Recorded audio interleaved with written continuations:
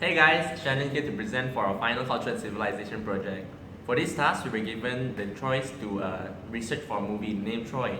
Troy took place in ancient Greece, which more specifically is in the Mycenaean area, which takes place from 1600 to 1100 BC. The Mycenaeans were the first Greeks to have language and religion, but more specifically, the movie actually takes place in a time frame during the Trojan War. First of all, let's talk about the legendary blind poet Homer himself. Homer himself is actually the writer for the Iliad. The Iliad is actually an inspiration, coincidentally, for our movie Troy. The events of the Iliad actually took place in 12th century BCE, but Homer only composed the Iliad in 8th century BCE, and for another 200 years, nobody even bothered to write it down. So these events were actually passed down by oral tradition, and nowadays people don't even know which is original and which was an addition to the story. The Iliad is an epic poem. No, not only because of its outstandingly legendary, but an epic is described as a long narrative poem on a serious subject written in a grand or elevated style, centered on a larger-than-life hero. The Iliad records only 53 days of the final year of the 10 years of the Trojan War. Iliad was thematically focused on the Greek word kleos, also known as the glory or renown achieved on the battlefield that guarantees you a kind of immortality. Ancient Greece was geographically made up by islands and mainlands, separated by the Aegean Sea. Some cities to note are Mycenae, Ithaca, Troy, and Sparta. Mycenae was a superpower at that time, conquering smaller cities to build up a large empire ruled by none other than our movie's antagonist himself, King Agamemnon. Government at the time had full control over whatever happens in his empire. It was only ruled by one single ruling king and with centralized power, all located in a centralized area. King Agamemnon had a brother, King Menelaus, who ruled Sparta, and a friend named Odysseus, king of Ithaca, who both joined him to attack Troy under the guise that Agamemnon was helping Menelaus retrieve his stolen wife Helen. Whereas in actuality, Agamemnon just had the plans for himself. He wanted to conquer Troy, being the only other superpower in Greece that has not been conquered by King Agamemnon himself yet. In the movie Troy, there's many wars and deaths. As such, many funerals took place. Most notably, both Patroclus and Hector had funerals. During funerals, the first process is called prosthesis, which is the laying on the body. The body is first cleaned and then anointed with oil. Afterwards, the body is changed into new robes. During this process, relatives and family members come and visit the deceased to pay their homages and mourn for them. However, they're discouraged from mourning too much because they believe that death is the beginning of a new afterlife. Vases, armor, jewelry were laid out in front of the deceased body to portray what the deceased has been doing throughout his or her lifetime.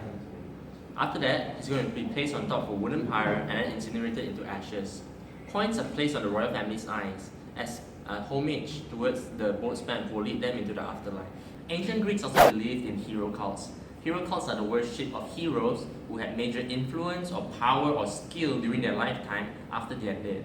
Women have to wear black for 40 days as mourning, and men do not shave for the 40 days of the funeral procession, also known as the ekphora. The events of the Iliad was heavily influenced by the politics happening between 12 gods Olympus, headed by Zeus himself.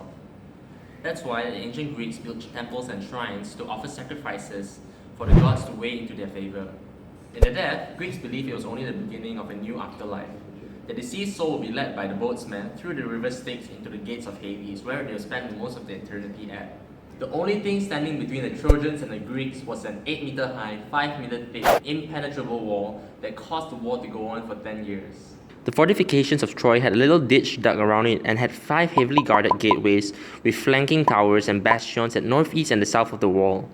The upper city is again protected by another set of stone walls. This is where the royal family stays, while other homes and workshops of the commoners are placed directly inside the first set of walls. No wonder it took a giant wooden horse for the Greeks to finally break into the Trojan walls. That leads us to technology.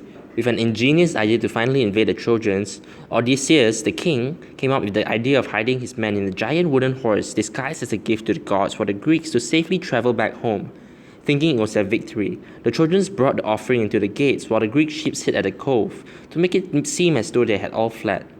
At night, war, fire, and everything destructive rained upon the city of Troy, and Troy was no more. Some other technology is the bireme, the ship that had double rows of oars that the Greek used to get over the Aegean Sea. The armory was also made mostly of bronze, as all the events took place in the Greeks' Bronze Age. Now that you know more about Greek culture, let's take a look at their funerals.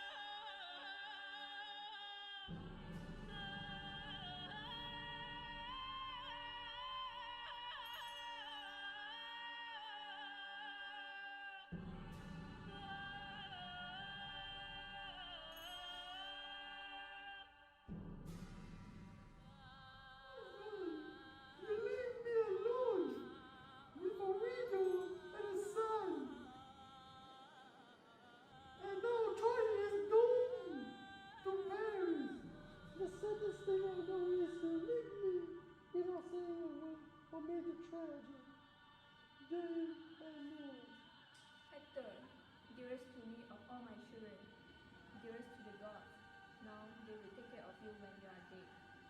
The swift-footed Achilles robbed you away from me, like the Apollo who touched and killed you with the gentle staff. Handsome Hector, dearest to me of all Trojan brothers, God like Paris have brought me here, even though I prefer to die there, but I'm glad to meet you here.